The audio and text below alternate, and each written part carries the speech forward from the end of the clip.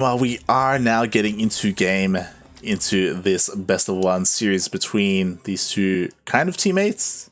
They're like two different sectors of the same team. Two different, Are they both Latin American? But speaking of which, here we have it in the bottom right-hand corner of the map, spawning in the bottom right-hand corner of Simulac Rum. Yar har fiddly d. L-E. Yar har fiddly d L-E. That's somebody made that map. Look at it. I'm looking at you. What's your name? Avex. Joey. I mean, Maras? yeah, Avex too, but I'm thinking of, yeah, Maras could do it as well. I was thinking of Joey. What's his name? Goya Joey? Something zero. What was it? Something zero. It was... -0. Sure, yeah, -0, the map maker. Uh-huh. Joey. Do something no one. Go make that map. Yar fiddly DLE. But speaking of which, in the bottom right-hand corner of the map, starting in the bottom right-hand corner of the map, the eGGz. It's the first player that we casted, and now we will see if he continues on. Can he? For this very well could be the final stop on the road. We have eGGz playing for Alpha X Latam.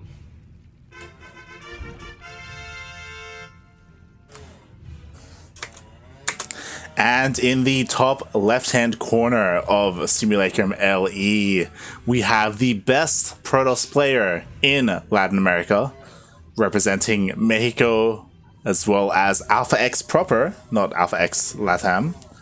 It is Pacomike.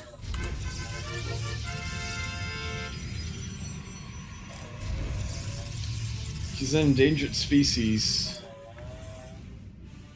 Protoss? Latin American Protoss players, yeah.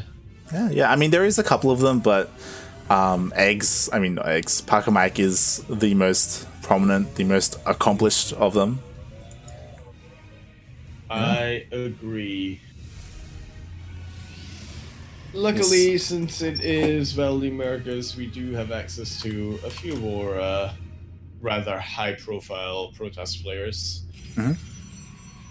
Today it is Pili Pili. Yeah. Is he still in the tournament? A lot of others. Yeah, he is. He's waiting for the winner of this, as a matter of fact. Nice. So he should probably check out the stream just to get some ideas. Yeah. So far, nothing too crazy coming out from Pacomike. We do have this Twilight Council coming down. For the moment, unscattered, but there is an Overlord that is on the way. It will be there shortly. Actually, there's something else coming. That it is Overlord is on the way, slowly but surely. Mm-hmm. But Pacomike does not have any stalkers, I don't think. Could not chase away this Overlord. Oh, this is bad. This is bad. Yeah. It should get immediately scattered. I mean, we'll see right now. eGGz. There it is. There it is. Get an angle, but he does see it now. Mm-hmm. He does. There's that stalker. Yeah, it's a little bit late, unfortunately. But now eGGz sees it, and now Pacomike knows that eGGz sees it. So. All right, time to go for Archons. Let's go. Yeah. I mean, it's still a ways away. The Warp Prism isn't even done yet. Meanwhile, oh my God, eGGz being very aggressive right now. It looks like he's gonna bust through actually because there's no shield battery. There's nothing else here. Oh, he's gonna get in. Trying to get a sentry, but that's quite a while away. That's what you get a force field though. And that is going to keep Pacomike alive for quite a while longer, I do think. It was pretty clutch, as they say. Yeah, he does have a defensive DT here as well, so he should be fine, actually. There is no lair just yet, so there is no detection across the map. So, Pacomike does survive, and the game continues. for now. There are some swarms going down from eGGz. Did scout the Dark Shrine, which is important to remember. What is going to be the follow-up from eGGz, though? I'm thinking Overseers. Yeah. I mean, he does look pretty, pretty solid at home, like defensively. Meanwhile, we do have Pacomike getting his third, and he actually has his DTs here to defend it, just in case there are lings, which is quite nice. Yeah. Or an Archon, just a good measure. Yeah. Or throw in an Archon. Look, I know what I said. Oh, but is that Archon? That's what eGGz does best. Yeah. Looks like he's trying to find an angle, trying to get into the main, maybe the third. Maybe even get a flank, actually. Yeah. I mean, he could get a nice surround. Through here. There is, once again, no shield battery, but there was a force field available. The last force field on that sentry for quite a while, though. But now Pacomike's just going to press this. Come forward with the Warp Prism and the Archons. Oh. Straight for it.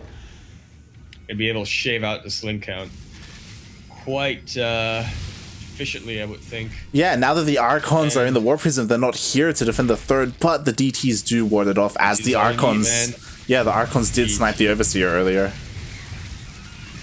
That it did, and he's playing a very risky game right now, but he does manage to save one of his Archons. Or both of them, but I should say that was one that was in danger, which is why he's look. Doesn't lose any Archons, which is quite nice. And yeah, like he still has these DTs for defense as well. Yeah.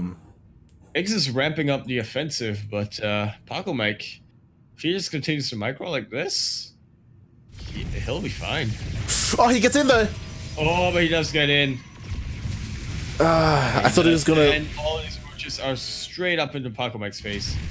Meanwhile, at the third... And a flank is going on. Yeah, this is for the youth. 20 workers go down. Meanwhile, the main armies are clashing as well. And he's jumping on top of the Immortals. He does save one of them with his War Prism. He should be able to hold off with the rest of his army, but he lost almost everything at his third. Our seals are pretty good. Like, yeah. But yeah, this is it's going quite a bit back and forth, more so than I would expect, or more so than I was anticipating. Yeah, and like again, he's still trying to hit at the third and the natural at the same time, but this time Pacomike, his army is here at the third to ward off the lings, and eGGz doesn't get into the natural either. So Pacomike defending fairly well, splitting up his units. Meanwhile,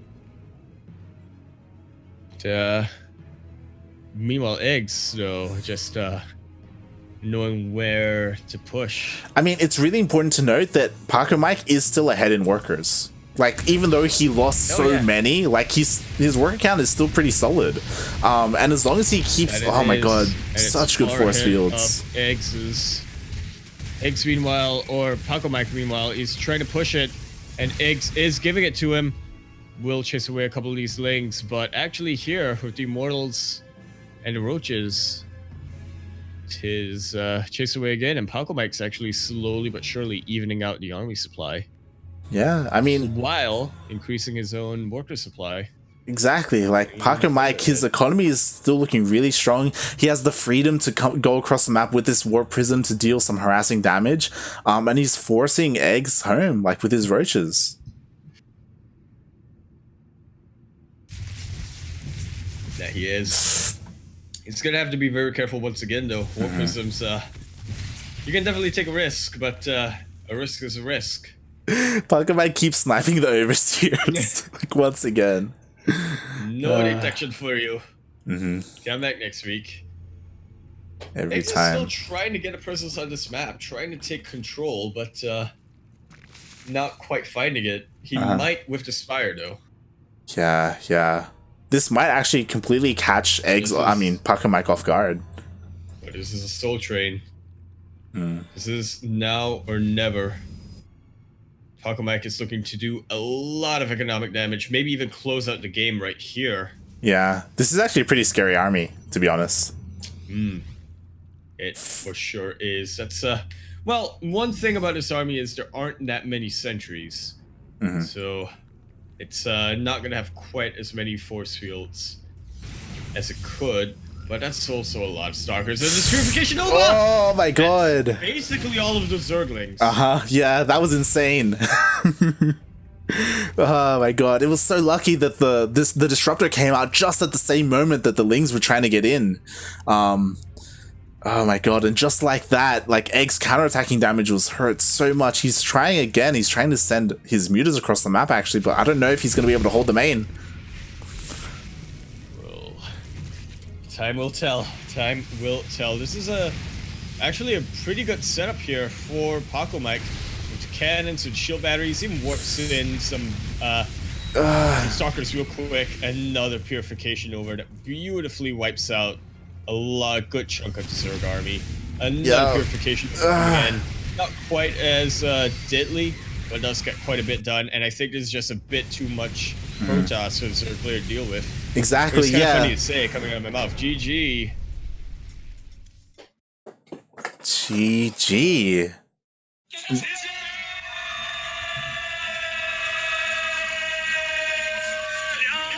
Pacomike is going to be advancing in this lower bracket.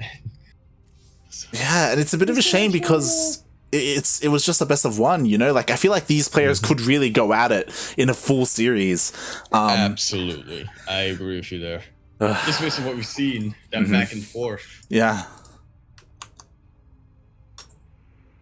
But Pacomike is going to be facing off against Pili Pili, and something that was very unlikely to happen, just statistically, if you look at this bracket, is now going to happen. We are going to have a PvP. Yeah. And it will bring us into a PvZ.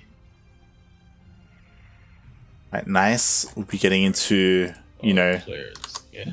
Like, probably the only time we're going to have this matchup. A Protoss versus Protoss. A little bit unfortunate, but, you know, what can you do? Yeah, it's nice though, you know, we're getting some... Right back. Okay. Well, good. But it is nice to have some diversity, you know, we're getting a PvP of all things in this Zerg heavy brackets. Yeah, looking at the Liquipedia bracket, it's, oh my god, it's nothing but Zergs other than Pili Pili now, and Pacomike. The winner of that series will go up against Full Heart, and the winner of that will go up against Cham. So we'll see which of these Protosses has the PvZ to go all the way.